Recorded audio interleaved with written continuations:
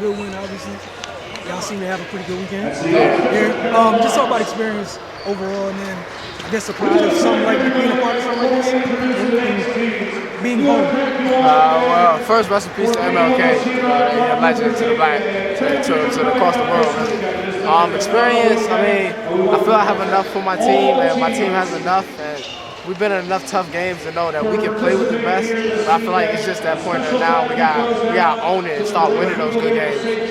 This weekend, I think it's been a great weekend, a great event. I mean, it's been wonderful. You got the media, you got hospitality. I mean, everything's been good. We kind of lost one last night, so it was like, Saturday. So took a little rock in the place, but everything else, I think it's been pretty cool. What do you think about your team's response from Saturday to today? I think it was more hunger. Like, you realize that we did slip. We let one go that we should have had. And the fact that we was able to get one back, I think everybody was on the same page and wanted this one. All right, for you out there running the show, what's it like having a shooter like Newton out there on the wings? It's great. It opens the floor up, honestly, because when he's really hitting, then the defense has to stay to him, and if I can attack all the way. And then I'm always good at, like, he's always good at moving around, so I can find him a different spot. And you knock down shooter from anywhere, so he racks up my assists for me, I can say. All right, going back from Saturday to today, why were you guys so much more engaged defensively? I think because we realized Saturday was like you can't lay down. Like, we were engaged defensively, but then the second half we dropped off. And I feel like that we realized that these teams that we're playing out here, we can really get up on them. It doesn't even have to be a close game if we lock in on defense. So if we proud on defense, I feel like our offense will come better too. Yeah, y'all bothered 3 really good guards. Yeah. Because the other day, I don't know if y'all watched them play, they kind of got into a couple folks. Y'all really challenged them all game long. Right. So I guess, what's the biggest thing you could take from on the court for the rest of the season? The biggest thing I can take is just let the game come to me. I've been realizing, like, lately this season, I haven't really been rushing anything. Everything's been coming good. It's been an all-around game, and we've been winning. And when I rush things, it's kind of like it get rusty and it looks sloppy. So how much has that changed for you? How hard was it to kind of realize, like, you want to do more, but sometimes more is less? It was kind of hard at the beginning because, like, we were a little shaky, and then losing my backboard guard falling coming in to replace it was like, damn, I'm gonna have to do everything on the point guard side. But I feel like we balanced it out really well, and I'm able to control it. And then they're locked into the system, so I think we're good. Were y'all a part of Culture Day yesterday? To go going to DC with the museum and everything? Say it again. Did y'all get a chance to be a part of Culture Day yesterday? We ain't get a chance to that. But was it kind of weird being at an event where, like, you heard all the teams kind of hung out together? Yeah, not really though, because, like, basketball, that's the amazing thing about the sport. It brings amazing relationships, whether it's your teammates or from teams from across the country. So I think that's the beauty of basketball. And lastly, what's it mean to be, like, part of the? You guys have been part of the very first one of these. It's very special because, like, it's not so many times you can say it's the first. Yeah. So it's only one time, and to be a part of the first one and then get a good win and a learning loss, I think it was good.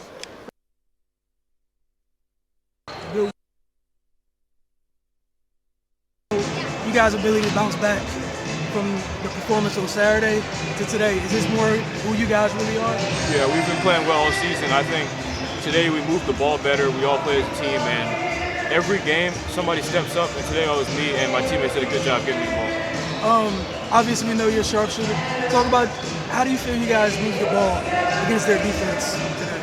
I feel we did great, especially breaking the press, and we just spread the ball around, and luckily today was me that got the shots. All right, defensively, what went into today? Because, you know, you guys struggled a little bit on Saturday. Again, not to keep harping on Saturday, but just to talk about, it was a night and day performance.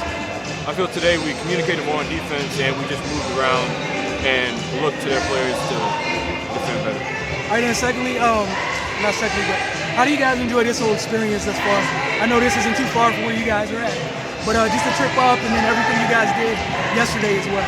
It's been a very enlightening experience, and I feel, especially with going to the museum and the memorial, we've learned a lot about Dr. King's experiences. Was that your first time at the museum? Yes, sir. What did you think of it? Because I know it hits everybody a little different. Yeah, I learned so much. I wish I could have spent more time, and I'll definitely come back. All right, and then just lastly, how important is it to leave this. It was a business trip. You guys were 1-1. What do you guys take from this? I feel we'll learn a lot about moving the ball and just playing against higher competition. Thank you so much, man. I appreciate it.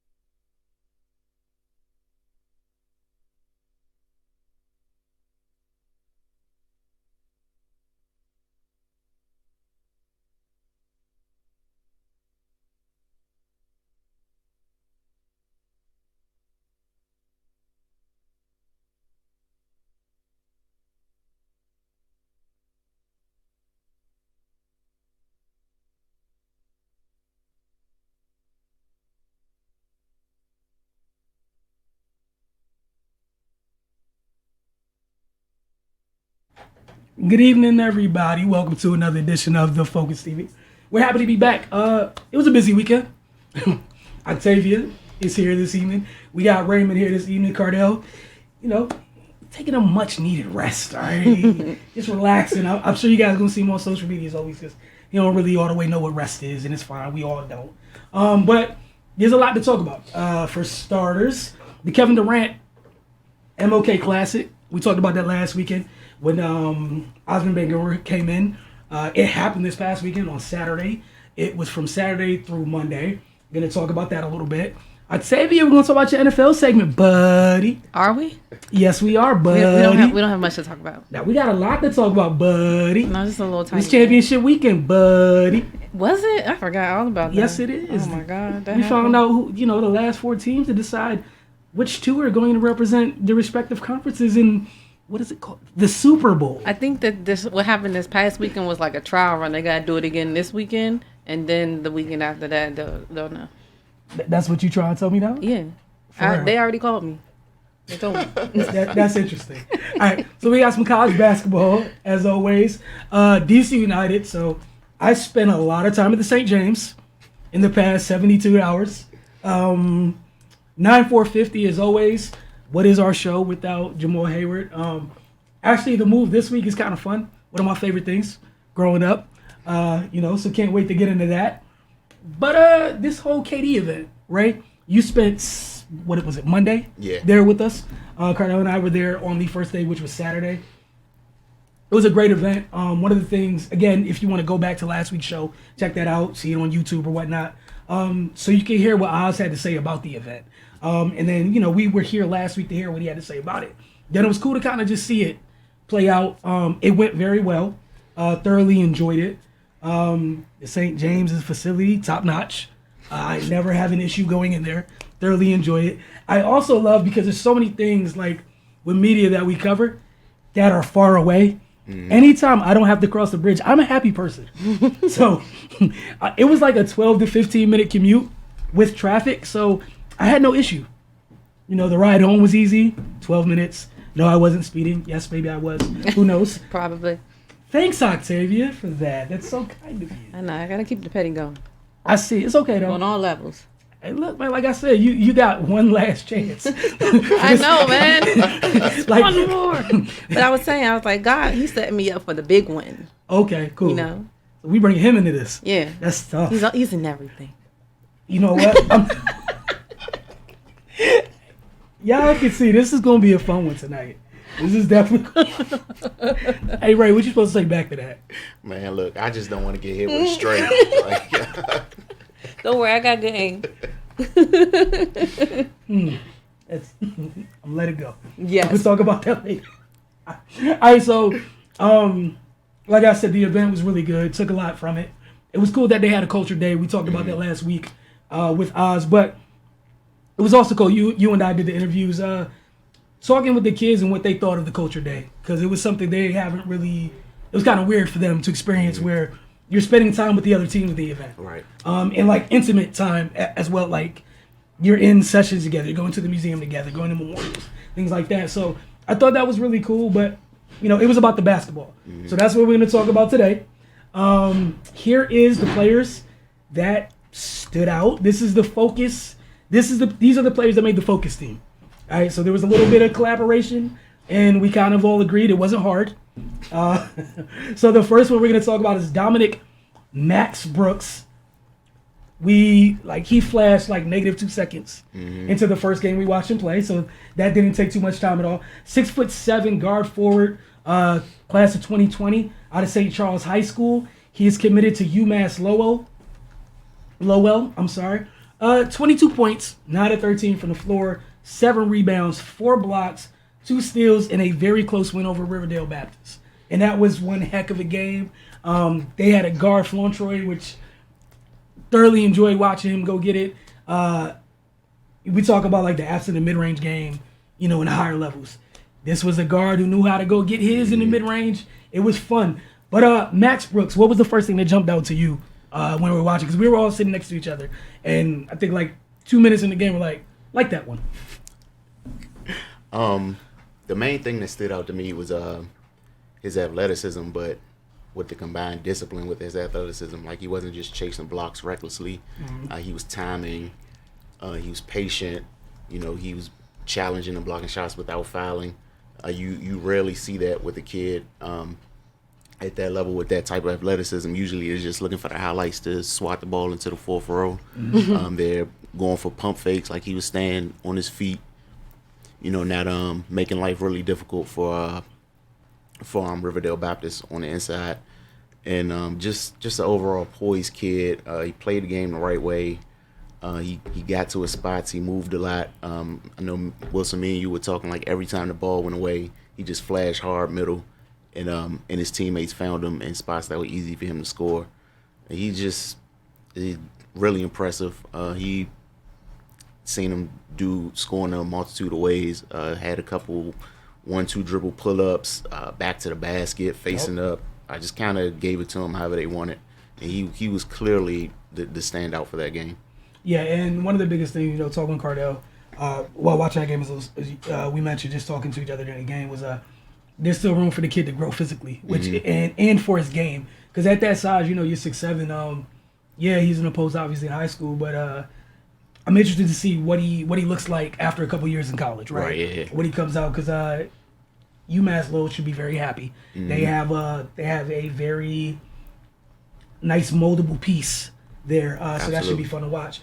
On Saturday, Richard Isaac, 6'2" point guard, class of 2022. This kid's a sophomore out of Wasatch Academy. This is out of Utah. Oh man, Cardell was screaming Nash vibes, and he just doesn't say stuff to say it. This kid went to work. All right, running the show, 29 points, 5 rebounds, 5 assists, and 2 steals. It was a really physical game. They beat Hamilton Heights, one of the teams, the team with a really good shot blocker you saw on Sunday. They beat them 94-82. Most impressive by this kid, again, 8 of 17 from the floor, 7 of 12 from 3. Had a clip, had no issue letting that thing go. 29 points. And what was so impressive was he definitely was able to walk that line of getting everybody involved, getting everybody to where they needed to be. And once they got going, then he got going. And once he got going, then, things got kind of funky. It was fun watching them as a team that several seniors already committed to schools. They had several sequences where it was just a barrage of threes. It was really fun watching them. Every person on the floor that they had could space the floor, and it was just fun to watch. And you saw Hamilton Heights. It's not like they're a bad team. Right. Like they're ranked in the country for a very good reason. But Wasatch was amazing, and Richard Isaac as a sophomore, I can't wait to see what he looks like in like 2 years.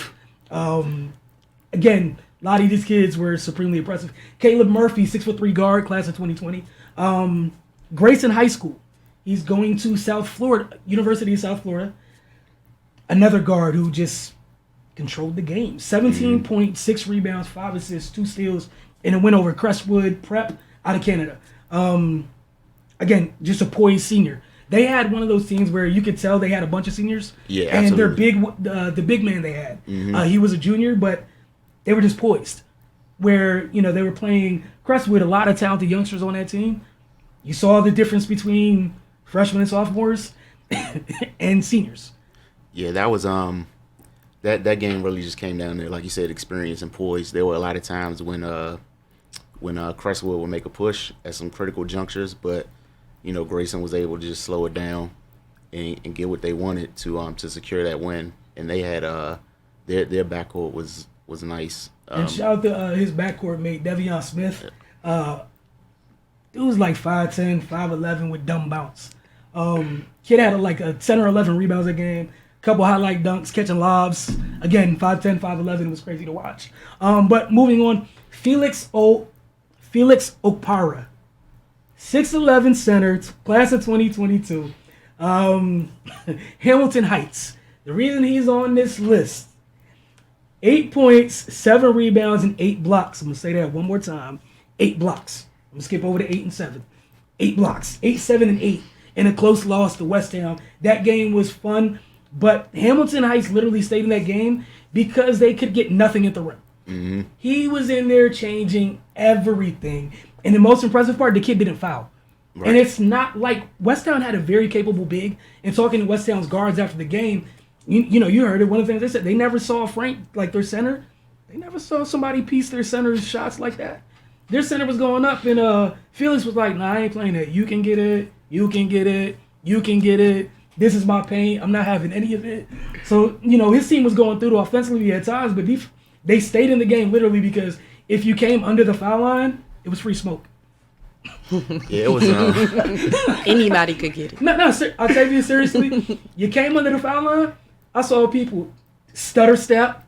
People was trying to do football moves in the paint. Tackling people. They was trying they were shuffling their feet, trying to figure out a way to get away from the dude, and he just waiting oh, you going up now? Give me that.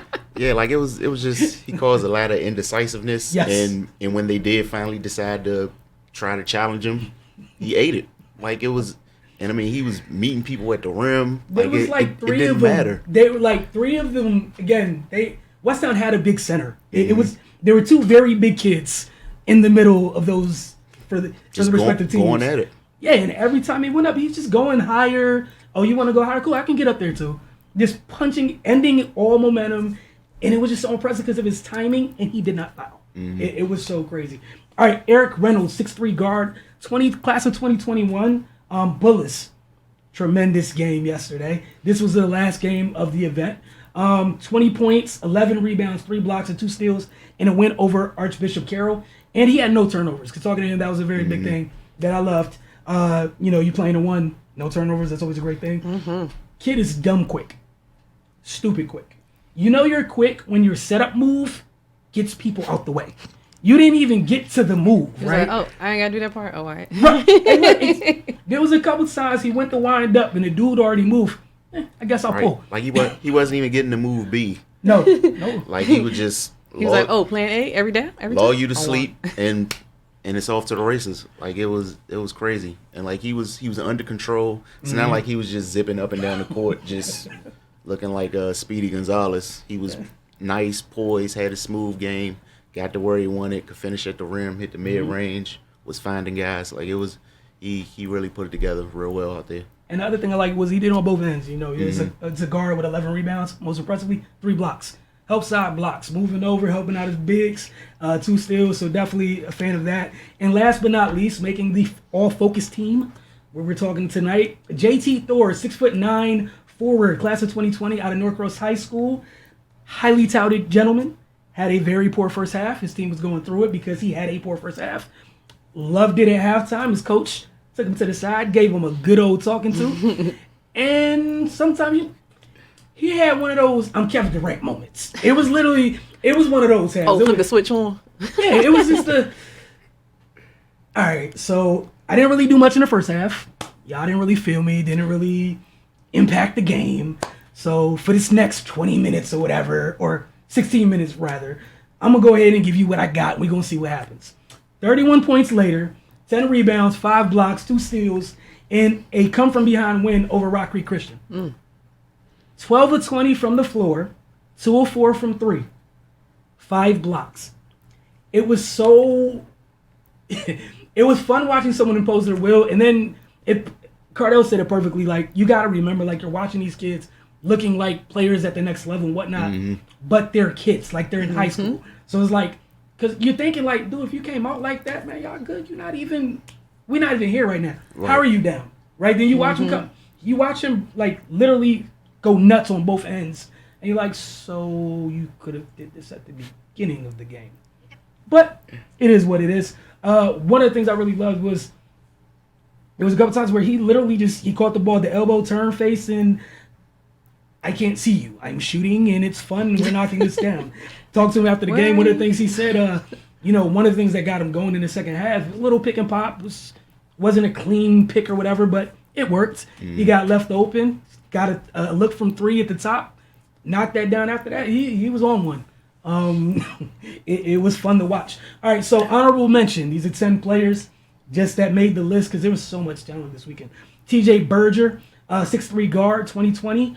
Westtown School out of Pennsylvania. He's committed to Pennsylvania. So shout out to Penn to keeping him home. Ramad Dean, 6'7", 2022, Crestwood Prep. Guy Fauntleroy, we talked about him, Riverdale Baptist. That's the guard with the nice mid-range game, can get whatever you want off the dribble. Guy Fauntleroy, 2021, Riverdale Baptist. Keyshawn Hammond's the walking bucket out of Constitution High School. That's Pennsylvania. Pennsylvania. A whole bucket. But that was one of the strangest games I ever seen because like we were looking at the box score afterwards. He finished with 23. It seemed like he had 50. Yeah. Because they Constitution were having a rough go at it. They were down big, but he just took it upon himself, got going. I think he made 8 shots. I think he made all those 8 shots in consecutive possessions. Yep. Like it just seemed like his presence was so overwhelming. Like it was really surprising. He only finished with 23. That means we gotta check the box score. Who did the Bucks? Yeah, they was cooking in there because there's no way he only had 23 points. Like it just seemed like he scored. It felt like he was. It was him every time for like a whole quarter. It was him and Beckles. If it wasn't him, it was 5. That was it. It was him and Jacob Beckles. That was it. Delani Hunt, 5'11" point guard. Heard him talk at the very beginning of the Tonight Show. 2020 class of 2020. Rock Creek Christian. I'm gonna mess up your name. I apologize in advance. Henriquez Calneas, 6'7", 2021, New Hope Academy. He has a stroke. Doesn't care. Got a whole clip. Catch and shoot. I'm not gonna dance with you. None of that stuff. I don't do it. I just shoot. It was fun watching him go to work. Eric Morgan Jr. out of Wilson High School. On Saturday, Wilson played twice. In the second game, the kid hit 7 threes. It was against his zone. Him and his teammate, they were raining down threes. They should have got out there zone faster. And look, they were standing at the hash, just catching and shooting, knocking that thing down. That was it. Like, oh, you gonna stand there? Oh, okay. And I'm talking about as soon as the ball hit the middle and got kicked back out to them, it was on the way up. There was no questions asked. It was in the air. Samson Ruzentsev, 6'7" wing, 2020. He played at Hamilton Heights Christian, going to the University of Florida. Like this game, probably didn't shoot the ball the way he wanted to this weekend, but you could see why. He's a Florida commit. Good size. He's relentless. Like, regardless of his shot falling, he was always diving on the floor somewhere. He just had a really good motor. Devion Smith, we mentioned him. That's the kid with the dumb bounce. 5'11" point guard, Grayson High School. He's Caleb Murphy's teammate, going to Mississippi State. Trayvon Thomas, the senior point guard, Crestwood Prep. That boy got down. 5'11" point guard, class of 2020. I want to see where he ends up going to school. Just the epitome of a senior point guard. Yeah. That was the one thing that like Crestwood had that you can count on, like, because there are other really good players. They're kids. They're up and down. He got to where he wanted, did what he needed to do. For a large part of that game, he kept them in it before they got overwhelmed. But if you would like to get a more in-depth look at this year's event, the All-Around, Episode 2, Cardell's knocking that out this week. Be on the lookout for that. He's going to really get under the hood of some of these prospects and not only talking about what they look like now, but what they could look like on the next level. Because, that's something he likes to do. Also, it was great talking to the players after the game. Raymond and I thoroughly enjoyed that. They talked about the experiences both on and off the court at the inaugural event. So, We're going to take a quick break. Following the break, going to check out a couple of these conversations. You're watching the Focus TV. We will see you guys in just a bit.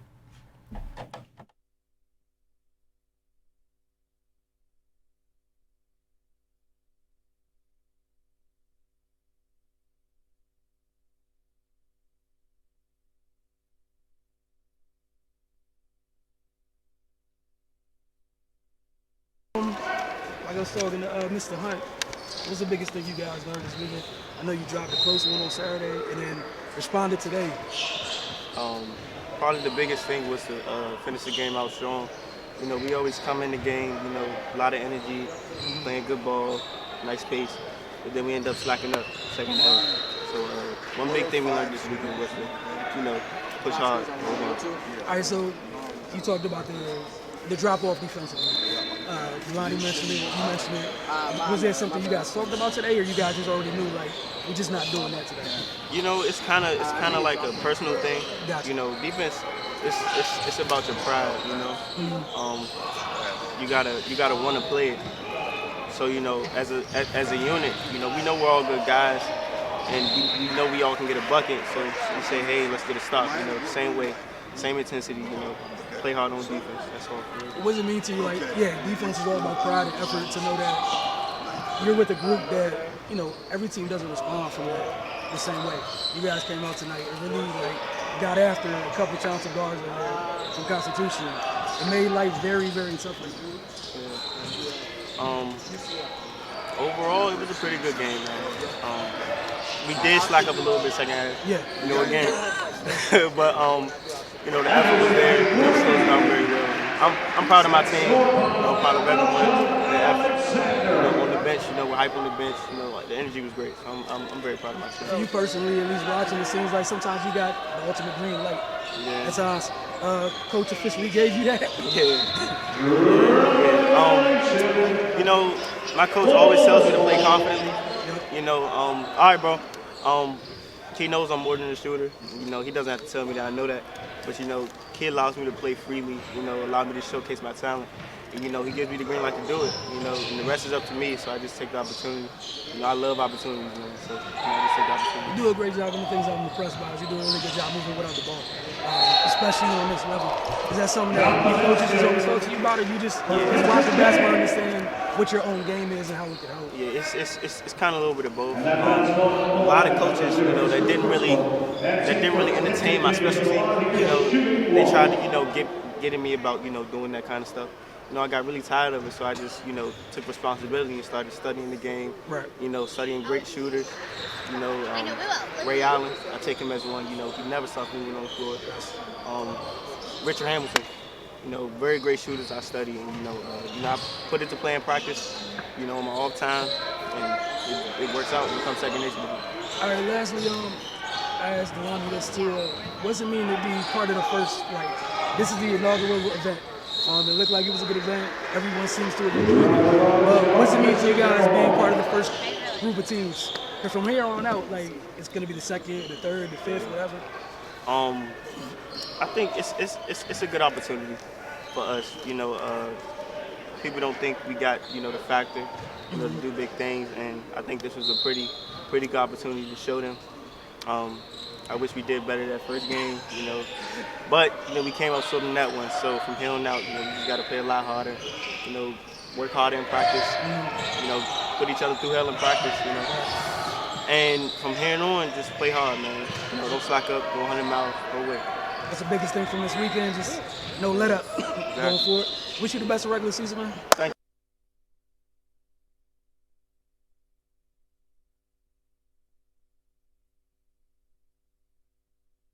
It was a business trip for you guys. Why do you think you guys were able to stay so poised late in that game? Because it seemed kind of hectic at times. Yeah, well, we've played a national schedule this season. We played a lot of tough teams, and like we've had experiences where at the end of games we pushed through and won, and when we folded and lost. So like we were ready for that this time. We studied and filmed what we do wrong, and we tried to adjust to that. What did you think about your team's defense down the stretch? There were a couple moments where you guys almost turned the ball over, but still held up after. Yeah, I mean, it's an attribute to our toughness. Like this is a lot of people when they look at us might not think we're that tough, but we're a really tough team. We grind and we get down to it when we need to win games.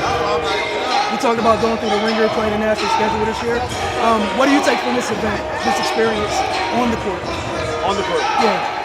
I mean, we're blessed to be able to play the #2 team in the country. Like, that's not an opportunity every high school kid gets. Right. And to be able to test ourselves against such great players, that's like an opportunity I'm really thankful for. All right, you talked about testing yourself against really good players. I don't know the young man's name, but you're a shot blocker. Yeah. What was it like? 'Cause it's rare, at least to us watching, for a young big to have that type of timing without getting fouled. Yeah, nah, he's special for sure. I mean, he messed me up. I drove in the lane and did like a stutter step and travel. And I've never seen somebody block Frank that many times in my life. Right. So he was really impressive. And yeah, like you said, he didn't get in foul trouble at all, which is something I've never seen before. So that was really impressive. And then lastly, you talked about the mental toughness. How proud are you of your team to kind of just hang with it? Like, I know it's technically, I guess, a neutral site, but crowd's going crazy. You know, they're looking for something wild to happen at the end of the game. Yeah, I mean, like we've played in some wild crowds this year. Like we played at Chick-fil-A and we played at the Empire Invite and we played in like a local game that was pretty wild. So like we've gotten used to it and accustomed to it. Early in the year, I could see some of the kids on the team were affected by it. And now we're just playing to win the game instead of trying to hit the crowd. Gotcha. All right, now talk about off the court. And I asked Jalen, I know you guys didn't get to go to the museum and everything with everybody else, but he said it was a really good bonding experience for you guys from a team perspective. Just your thoughts on that, and then what was it like for you personally going to the museum? Yeah, it was a cool experience. Like to be able to see all that history. Like there's a lot of things there that I've never even seen before. And like being black, like that's cool to see. And to be able to experience that with my teammates was also a really cool experience. Yeah, we bonded. We saw some really dark things. We saw some really cool, great things. So yeah, it was a special experience. How do you feel like if it will kind of impact you going forward in terms of like a lot of the stuff at the museum, like even 5 minutes in there, there's so much stuff we don't get taught in school. Yeah, exactly. Yeah. I'm sorry, what was the question? Just kind of like, do you feel like any of that's just gonna stay with you going forward? Yeah. Or make you want to learn more about it? Yeah, for sure. Like some of the things I saw, like from like the beginning of the slave trade, like there were so many things I didn't even know about, and like a bunch of the athletes, like Arthur Ashe, like I didn't know about his accolades and accomplishments, and like just a lot of things. It makes me more passionate, more proud of my life. Appreciate you, man. Yeah. Thank you so much.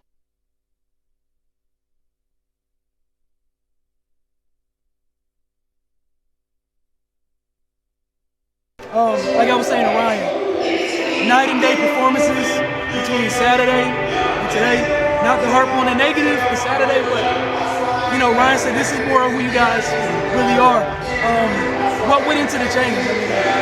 Everybody took that loss horrible. Like, we felt so bad. Like nobody was really talking out there. And we knew we had to have a comeback. We couldn't come all the way up here and just get smacked like that. So we had to have a comeback game. What do you feel were one of the biggest differences between energy? Okay. Energy. On both ends, or? Yeah, everybody Saturday was like sick, kind of like low energy. But today, we took medicine, we chilled in the hotel, slept early, slept a lot, rested up, it was good. You feel like that was at the back of y'all's minds? The low energy on Saturday, it felt like y'all started today with so much more. Y'all just seem so much more engaged. Really. Offensively, we saw Ryan get going. Heck of a shooting. What does that do for you as a point guard, knowing when your sharpshooter is that hot? It just makes the game easier. It makes everything like when he hot, they're gonna worry about him. So that means he open, so I can score. Or that means somebody else open. They're doubling him, so somebody open. All right, driving to the cup today. A lot more energy out of you. Saw some dunks. Saturday not as much. Yeah, like I said, Saturday I was under the weather, and then us losing by 50, that was a punch in the face. Like we were walking around with other teams, we felt like that's kind of hurtful. Yeah. You know what I'm saying? Was that the worst L this year? Yeah. Has it been the worst L like? That was the first loss. That was the first loss of the season. season. That's a heck of a first one. Crazy, right? Yeah. as I asked Ryan and some other players, what was yesterday like? Going to the museum, the memorial? Inspiring. Never get to see where we came from, our culture, where we came from, all the artifacts. Very, very educational. Because I know it's one of those things where like we get taught in school, but it's not like what we get taught in school isn't exactly. It's not the same thing you see when you walk in there. Did y'all hit every floor? Yeah, we did. We walked the whole thing. Which floor kind of hit the hardest? And the tail. Yeah. Oh my God, that was sad. That was sad. Well, I'm glad you enjoyed the experience. Thank you for your time, man. Thank you. And hope you guys finish the season strong. Thank you.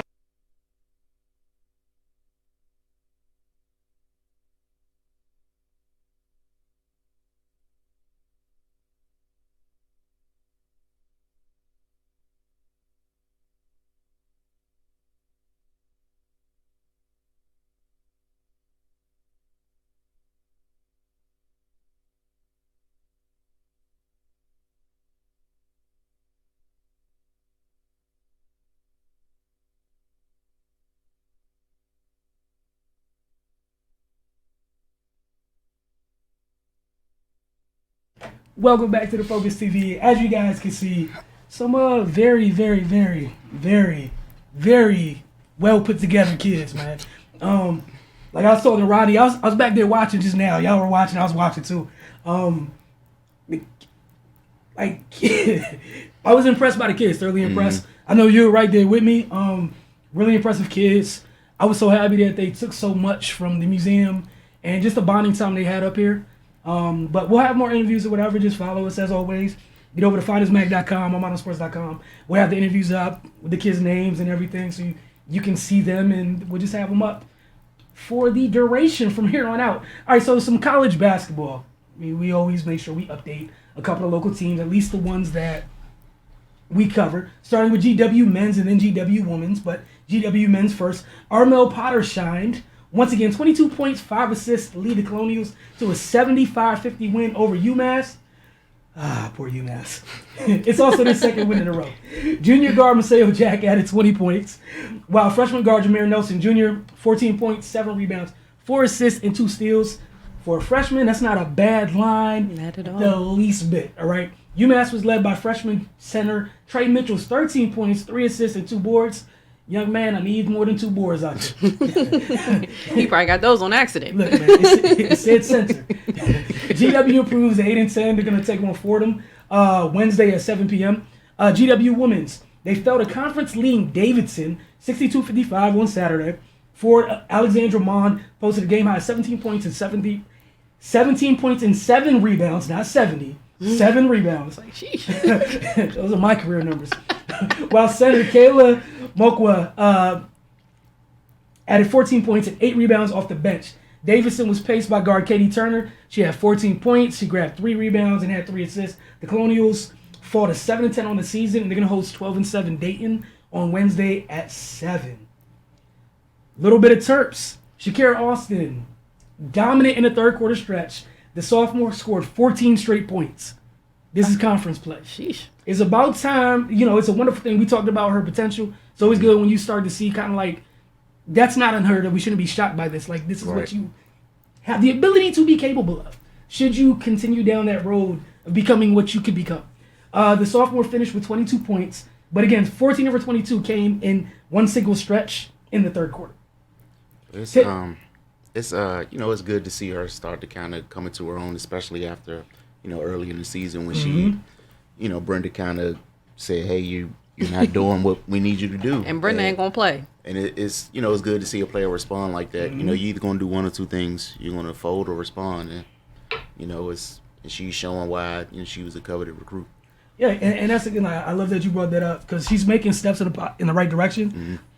Again, but this is the tough thing is that corny thing, great power, great responsibility, whatever, from freaking comic book movies or whatever. But it kind of applies. Like, the more talented you are, like, the demand's higher. Mm-hmm. You got to get there, but it's a great steps in the right direction. Taylor Meisel, she added 16 points, going 4 or 5 from deep, one of her better conference games. Seniors, Kyla Charles and Stephanie Jones added 12 points apiece. The Terps are 14-4 on the year.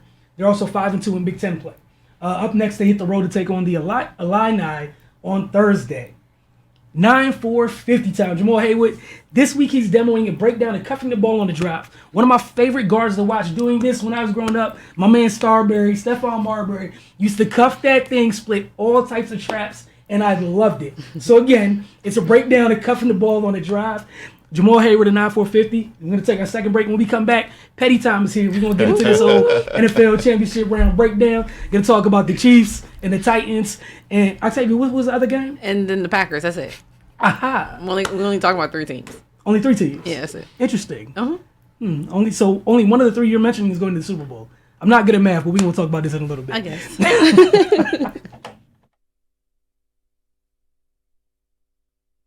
All right, today we're going to work on the cuff move when you're driving to the basket. I'm going to show you 2 different versions, the 2-hand cuff as well as the 1-hand cuff. So if I'm making a move going to the basket, say if I'm going right, and I do an in and out move, and I'm going to the basket, here's the 2-hand cuff. So I'm going to show it to you now. So I'm making a move. So as help defense is coming here, and your man is trying to get back in front of you, you're going to have hands swiping. So you can take the ball and loose it like this. So with those hands reaching in, cuff the ball with your hands. Another option that you have, if I'm going left, and I do a further in and out, here's a 1-hand cuff. Now, you cannot raise that elbow head high, keep it neck level here. This high is an offensive foul. That over here is legal. So, here, finish. All right, today we're going to work on the cuff move when you're driving to the basket. I'm going to show you 2 different versions, the 2-hand cuff as well as the 1-hand cuff. So if I'm making a move going to the basket, say if I'm going right, and I do an in and out move, and I'm going to the basket, here's the 2-hand cuff. So I'm going to show it to you now. So I'm making a move. So as help defense is coming here, and your man is trying to get back in front of you, you're going to have hands swiping. So you can take the ball and loose it like this. So with those hands reaching in, cuff the ball with your hands. Another option that you have, if I'm going left, and I do a further in and out, here's a 1-hand cuff. Now, you cannot raise that elbow head high, keep it neck level here. This high is an offensive foul. That over here is legal. So, here, finish.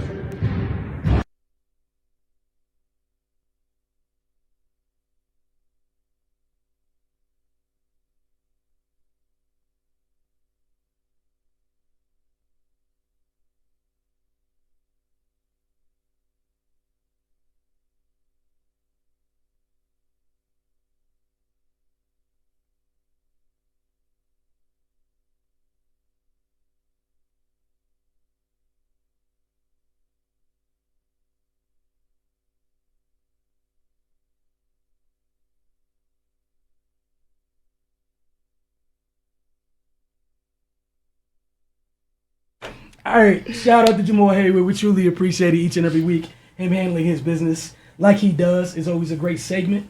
All right, so Octavia. Yes, let me put my petty hat on. All right, cool. See, I wore mine today. I was ready. NFL championship round breakdown. The championship matchup. We're gonna start on the AFC. Of course we are. All right.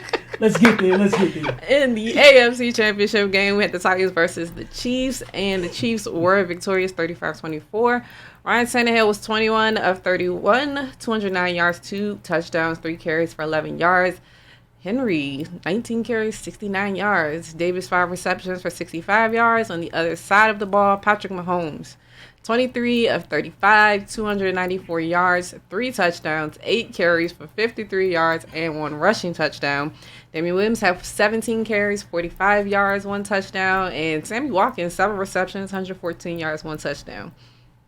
I mean, Patrick Mahomes is special. Very. That one run is just kind of like, encapsulated it, the entire game to me, because I just felt like you don't see a lot of quarterbacks do that. Mm-hmm. You don't see a lot of quarterbacks, a lot of them would have been like, all right, we close enough. We got the first. Let me step out of bounds. Like, he is just like full throttle, ready to go. And the fact that he kind of like drug like 3 people across that jig, I was just like, oh, okay. Patrick Mahomes ain't playing with y'all today. And them just talking about how last year affected them so much, not being able to get the ball back in overtime against the Patriots and wanting to, do this and make sure that they get to the big game this year, and they weren't playing. And the biggest question mark coming into this game was how Derrick Henry was going to hold up again after, the 2 stellar games he's had so far this postseason. And what I kind of thought that the Ravens were going to do last week is what the Chiefs did this week. They were not scared. They were like, no, there's no way. You're not going to run all over us. And in that aspect, that caused the Titans to put the ball in Ryan Tannehill's hand, which we saw what happened. Yeah. So it's like you can't run as much as you want to when you're behind, because that's not going to help the situation. So they had to throw the ball, and it just wasn't working, which is kind of been the downfall for them in that game. But on the other side of it, I feel like Mahomes had people step up as well. We always talk about, of course, Travis Kelce, Hill and everything. And Hill had a great game as well. But I just like the fact that Sammy Watkins finally got involved more. Yep. I felt like when he first came into the league, I was a fan when he was still in Buffalo. Mm-hmm. And then he's kind of bounced around a little while. And now you can kind of finally see that he's found a home. But he still struggled this year, because I believe they said this was his first touchdown all year, or one of few. And it's hard to beat the other 2 dudes open. Yeah. I'm gonna be real honest. You were the fast guy in the other 2 places, okay? Not no more. You're the slow guy. Pretty much. You're the mortal. Pretty much. But for him to come up clutching a big game for them, that's, kudos to him, because this is the time to do it. If you ever going to do it, this is the time to kind of get on, like get into your rhythm now, right. And carry it on into the big game. But still, I definitely give the Titans a lot of credit for getting as far as they did this year. Mm-hmm. A lot of people, including me, I did not see this coming. But that's, to me, just hats off to Vrabel. I feel like he put that team together really well. And even though Tannehill didn't have a great year, he was a spark for them, and he came in and he helped them get to where they were as well. Mm-hmm. And Henry had an awesome year, regardless of the outcome of this past game, but it just wasn't enough, and it was the Chiefs' time. And I am actually very, very happy for Andy Reid. He's been one of my favorite coaches in the league for a very, very long time. He has a high pedigree, like we talked about last week, with all the other coaches that have come from underneath him. And for him to finally get back to the Super Bowl, this is only the 2nd time he's ever been in the Super Bowl. As long as he's been a coach, and as many people that he has put on from his coaching tree, it's really great to see him do that. Them to be able to get the Lamar Hunt Trophy at their stadium, for them to win the way that they did. I just think it was a great story for them. So they will be in the Super Bowl next week, playing against one of these other teams. What's that other team? No, let's get to that. So for the NFC Championship, I need guys, the same energy. The Packers defeated. It's like, no. I know you want. Hold on. You want to know what's funny though? There was a broadcast, no lie, after the week where the Niners beat Minnesota. Somebody legit did a sports broadcast on the bottom of like the lower third, said the Vikings won, and she went through the whole thing talking as if the Vikings won. Just not paying attention, guys. Come on. And this wasn't like a parody. No. Mad TV. No, nobody sir. was behind the camera like, hey. No, stop it. So, nobody. Hey, look, so don't play, because somewhere. Where was her producer? Not being heard clearly. Who was working the teleprompter? Somebody went full round burgundy on a prompter. Somebody was just typing anything on that shit. Like, yeah. I heard she'll read anything. Come on, man. But no, the Packers lost to the 49ers. Packers 20, 49ers 37. Aaron Rodgers Understatement. lost, guys. It's an L, okay? Understatement. Aaron Rodgers was 31 of 39, 326 yards, 2 touchdowns, 2 interceptions. Aaron Jones had 12 carries for 56 yards, 5 receptions for 27, 1 touchdown.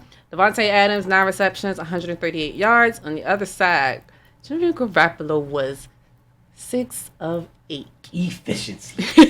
77 yards. Efficiency. 4 carries for -1 yard. Just had to throw that in there just to be petty. 6 for 8. Hey, look, real quick. 6 for 8 for 77. I'm not great at math. That's over 10 to pass. It's okay. So I just had to throw that in. That's fine. That's okay. Raheem Mostert. This is the only stat line I wanted to talk about today, yeah. to be completely honest. Oh, yeah. Raheem Mostert, 29 carries, 220 yards, 4 touchdowns, 2 receptions for 6 yards.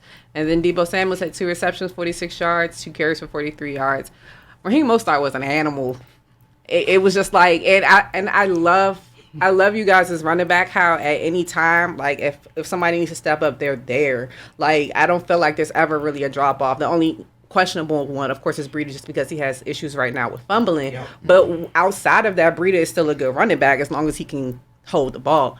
But for y'all to have Mostert, who was cut by everybody. I know we cut him at one point. I think they cut him off the practice squad with us, and there was only a handful of teams where he actually made the team and then got cut. For him to keep on going and not giving up and still proving that he feels like he deserves to be there, and now going out there and proving that he deserves to be there, it's a great story for him. And for a lot of kids that are coming up to never give up on your dream, he's been told no so many times, and that one person gave him a slight opportunity, because I believe from the broadcast they were saying that, Shanahan was saying, like, okay, we'll keep you around, get you through the special teams, see how you do on special teams. And then when his opportunity came up, he was ready and ready to go, and he proved himself. So much that they didn't even think about Breida. Like I said, like, they've been doing a tandem with all 3 of them at times, but Tevin Coleman getting injured with the dislocated shoulder, it then would have just left Mostert and Breida, and Breida he still ain't getting it, because Mostert they didn't need him, honestly. Breida's in the doghouse, deservedly so. Yeah. If you come up off that ball, Kyle don't play that. And interestingly as enough, he should not. For everyone that doesn't watch the Niners, because there's a lot of that going around, and I'm not going to blame you. You do what you do. Raheem went through that.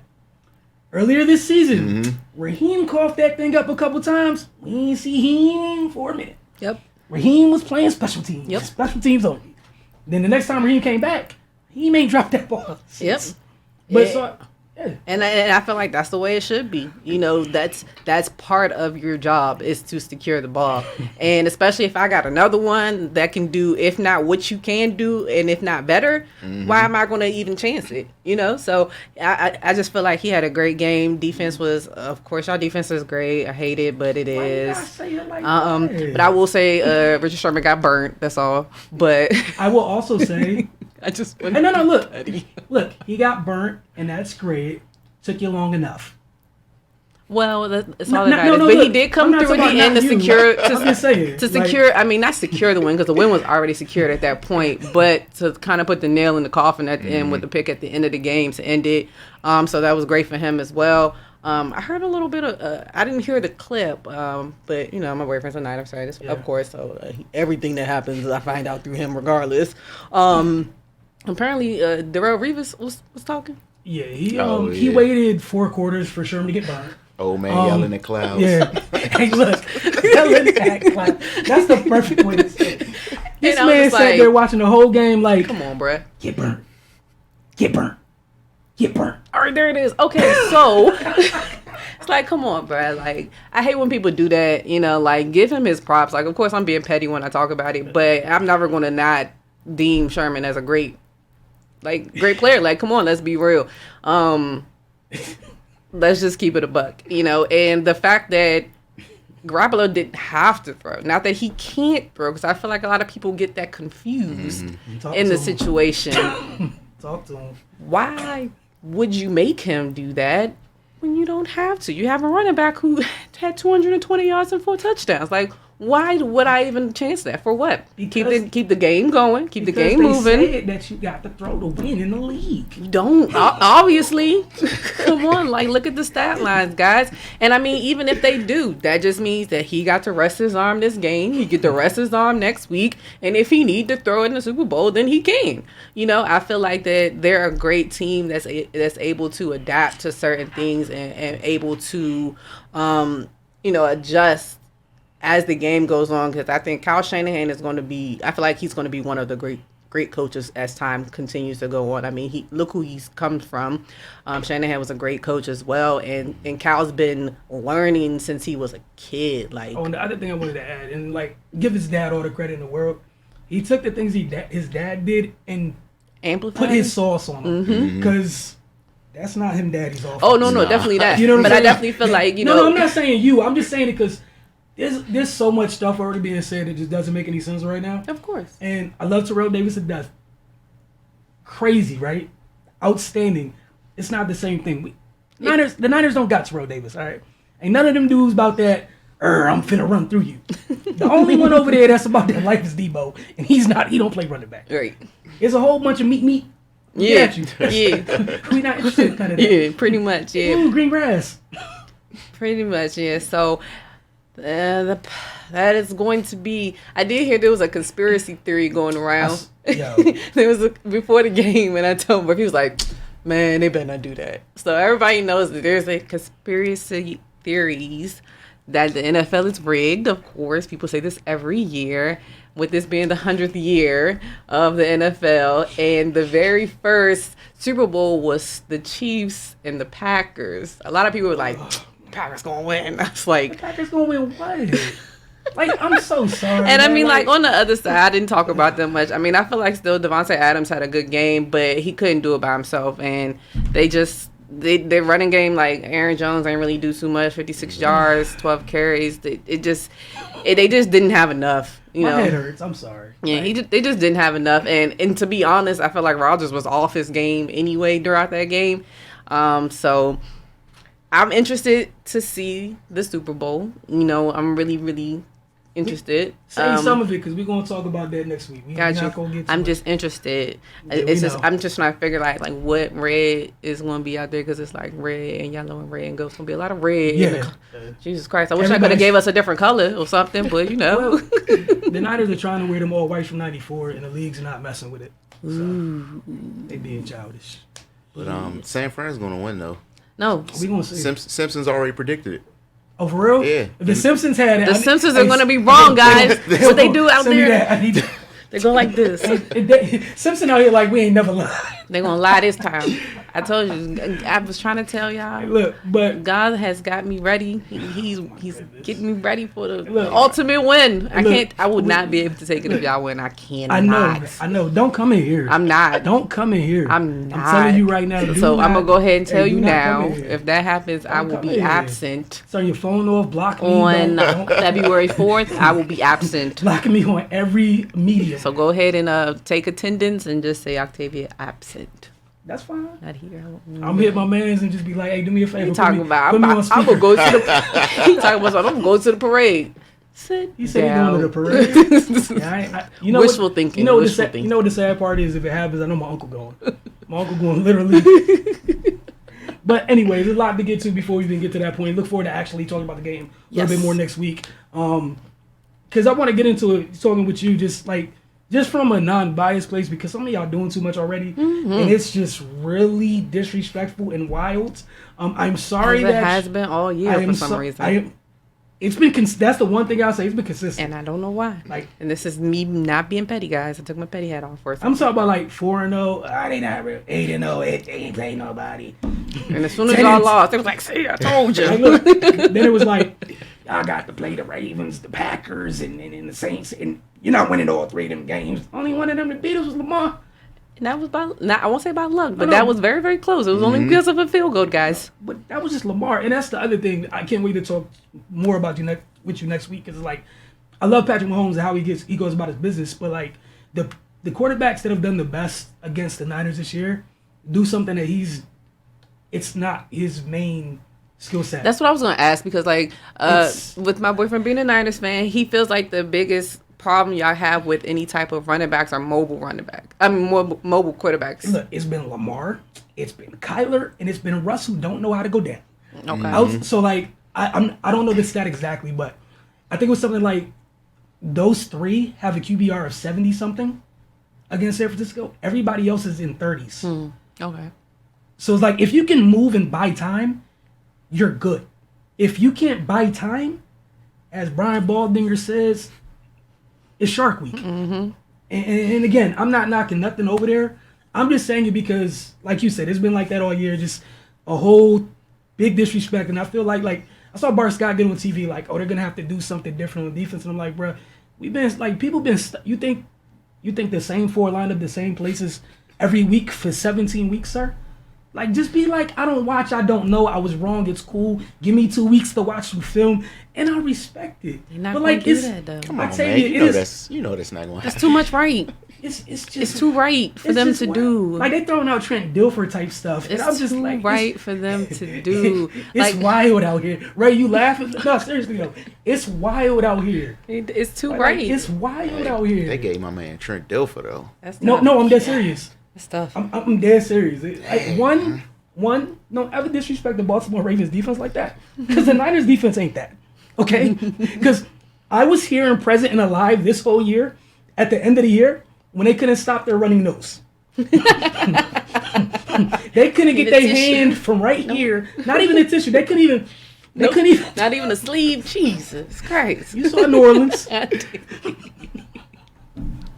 You saw the Saints game. They couldn't even. just all both nostrils. Just forget it. Just Like, let look, it flow. Whole shirt just wet. People talking wild. I remember the Rams game. Jared Goff out here looking all mobile for a whole half, cooking and slicing and dicing and. Yeah, that ain't last long. But I'm saying For him personally, not in the game. But it happened, right? Kyler cooked us every time. Kyler went nuts this year. Kyler was like, meet. They tried to get Kyler. DeForest Buckner was like, man, it's like trying to catch a squirrel. He is so little too. And that's but you got okay. So that's the thing. And before we get off that, like, the thing about it is, like, it's 2 6'7" dudes, a 6'2" dude in D. I think Nick is like 6'4" or whatever. The dudes that are crazy are the dudes with the dumb agility. If you straight line, if it's straight line, that's fine. They can seek and destroy. But if it's like Russ just, I ain't going. He definitely don't. I'm like, God dang He it. be teleporting in the pocket. He be like, here. And then you got to cover for like 9 seconds, right? Yeah. Ain't no DB in the league. It's 9 seconds, That's just hard to deal with, man. Right. Like, Kyler, you got the pocket contained. And unlike Russ, he don't buy time. My man. He be gone fast. Because I feel like I'm small to this score. Hey, them legs be moving. I don't even think they touch the ground. He just be floating. it's like when Sonic get going. Oh, yeah. That's, no lie.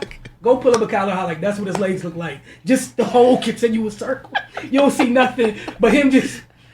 He be gone. That is true. And then, like, Lamar, you already know, like, R.I.P. Kwan Williams.